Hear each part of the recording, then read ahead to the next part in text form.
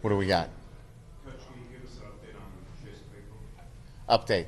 Claypool? He got injured in practice. Just fell on his shoulder in a one-on-one drill, and he'll need surgery to repair his AC. So that I think we're gonna. I think surgery scheduled for Tuesday. Brian Radigan will do it, so obviously he'll be out for the bowl game. But we'll have him back for spring ball. Unfortunate, obviously, but one of those kind of unintended injuries in a one-on-one drill where he goes up for the ball and just lands on his shoulder the wrong way. How tough is that for a kid who's obviously been playing well, coming along this year for you guys? Yeah, there's frustration, obviously, the first day or two. Why me? And then you understand, you're anytime you go out there, you're competing, and he's a competitor. He was competing for the football, he kind of after a couple of days understands that football is a sport where at any time you could get injured. But he's in a good place. He understands. He's just missing one game. That's the great part about it. This happens in the middle of the season. He misses 5, 6, 7 games. So, on the positive side, he misses one game, and he's back full strength going into spring. And then just how does that impact you guys in terms of losing a top weapon like that? I think we're in great shape. I think, we'll move around. EQ, Equanimous will play in that position. Miles Boykin will be featured into the short field. Cam Smith is back healthy, so he'll get some work as well in that position. And I think that's kind of the rotation that you'll see. Brian, which practice did it happen in and which shoulder? Practice, it had been practice 3. Which was yesterday? Tuesday. Yeah. And which shoulder? He landed on his right shoulder. Any other injuries that could impact the bowl? Not that I'm aware of, no.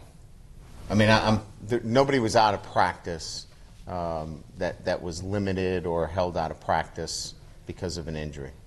Brian, was it the same shoulder that he Yes. hurt? Okay. Same shoulder. He had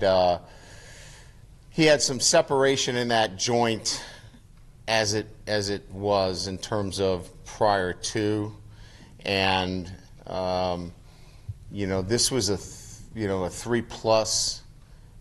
We had considered harnessing it and playing him in the game, but I think with it being just one game and then getting it fixed right away instead of waiting and getting him full go for spring ball, we opted for the latter. How about the health of the running backs? What's Josh and Dexter and Tony? Yeah, they all look like they've got that bounce back in their step, certainly. Today, to be honest with you, today was really our first day. We just got out of exams. They're a little tired. We've been pushing them really hard academically and in the weight room. They were sore today. I mean, we lifted them really hard yesterday. We went at it pretty good today. This has been our most aggressive practice schedule that we've had since I've been here. I'll get a better sense when I meet with you guys next week in terms of where we are, personnel. This is really the first 4 practices. I was just making sure that we were keeping the rust off, moving the guys around, staying in football-related activities, and really the 3's got a ton of work. We tackled today with our 1s, and we scrimmaged the 3's today. Anything else? Among the 3's, this is sort of an early stage bowl prep. Are there guys that you haven't really been watching a whole lot this year that have impressed you? Avery, has done a really nice job. He's efficient with the football. Avery Davis, our quarterback, efficient with the football, very strong runner. He's an athlete that can impact, each and every time he has the football in his hands, he's difficult to defend. The Echoes, I think, was the first time we talked to a Logie in a while, at least. How has his game progressed this year? What do you like about him? What do you expect from him in spring once he's live and clear?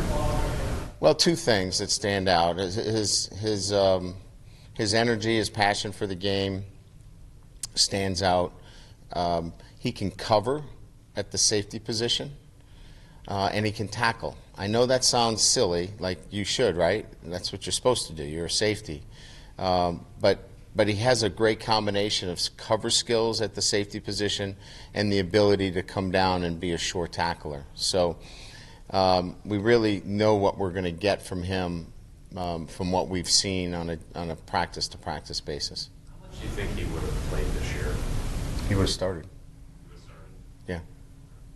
And I think this is the first time we talked to you since the scheduling got finalized for the next 3 years. I was curious what you thought of that overall, particularly taking the Syracuse game from here, moving it to New York. I coach the team. I play wherever they tell me to play. How'd they do? Good with that? It's good. And lastly, just Brandon, in terms of mentally being in a good spot. Yeah. The last few weeks been like for him. You know, I'd like to just take a moment to say a couple of words on that. He has struggled in the last, couple of games throwing the football, but he has not struggled mentally at all. But I will say that, like anything else, like any competitor, if you're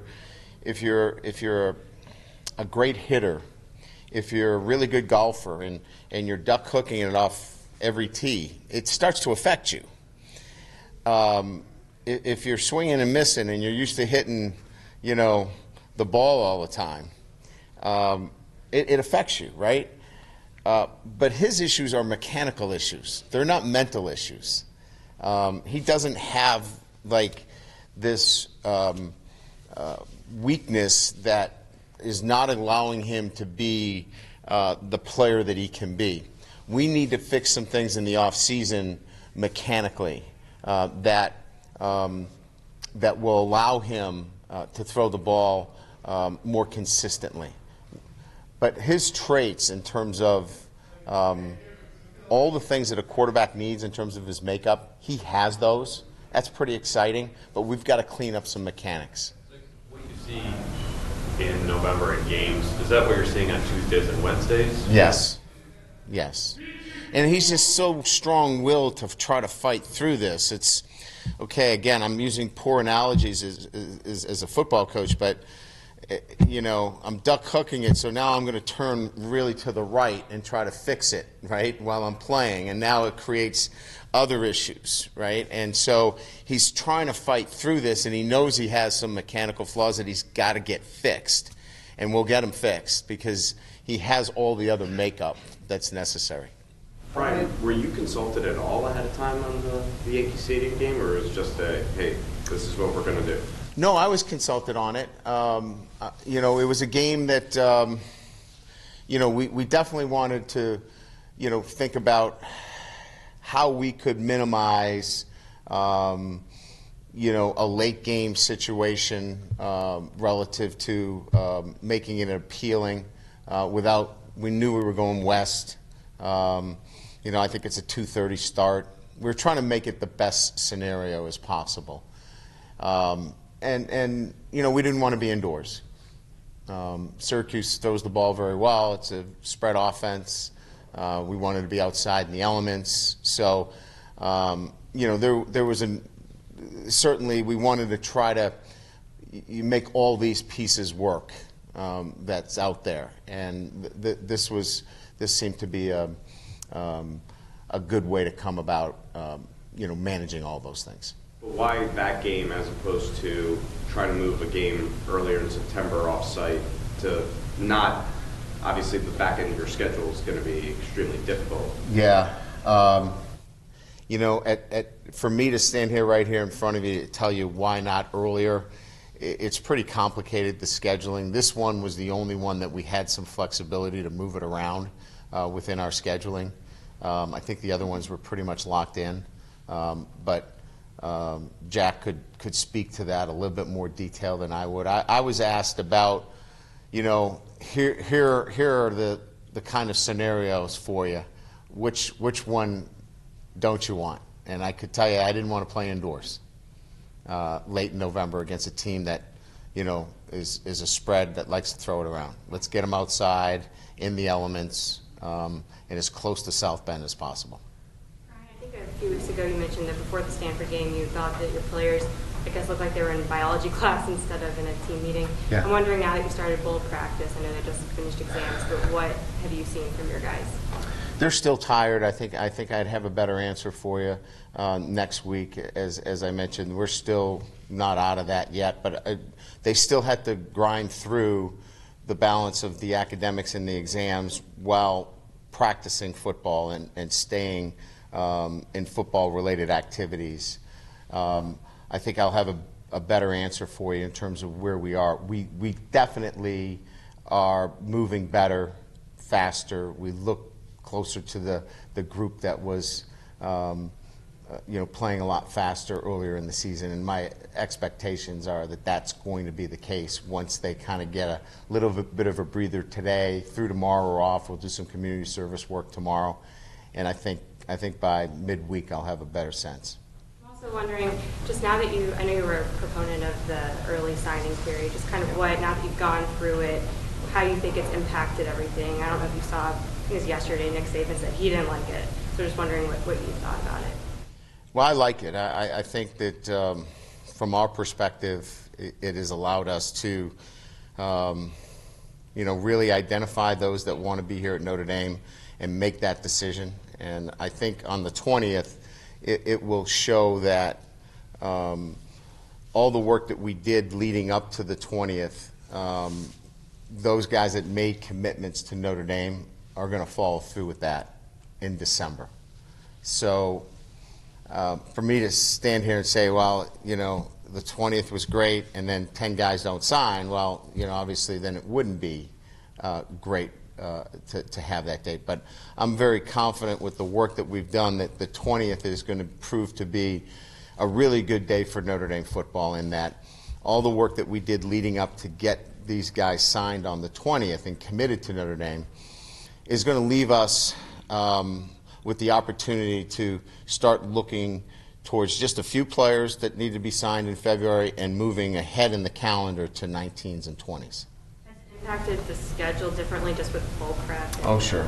It's busier, but it's a short window. It's only about 3 weeks. You know, I was on a plane last night, left here at 3 and got back in at 3. So it's taxing, but it's doable, and I think the net benefit for our recruiting class and getting them locked down on December 20th is something that I would definitely be a proponent for. Ryan, I wanted to circle back to the Wimbush stuff. You mentioned the mechanics and so forth. I think a lot of people wonder, because he's a junior, why is it still kind of an issue with a guy that's been in the program for a while? Is it because he redshirted last year? Is it because he's in a different offense? Yeah, this is his first year playing. Yeah. So it's the first time that he's really been under the spotlight. You know, because again, sometimes when you step into the batter's box, it's a little bit different than in being in the batting cage. You know, things change a little bit. You have to move a little bit quicker. Decisions need to be quicker. And so sometimes those mechanics don't hold up, you know, under those bright lights. So although he is a junior, he was on scout team last year. So there's no analysis on scout team. As you know, he filled in for one game in the year before. So we're really talking about him being a first-time starter. And under that scrutiny, you know, we've seen that there needs to be some corrections. Having said that, you know, he found a way to get us 9 wins and, you know, put us in a position to get to 10. Thank you, guys. All right, thanks.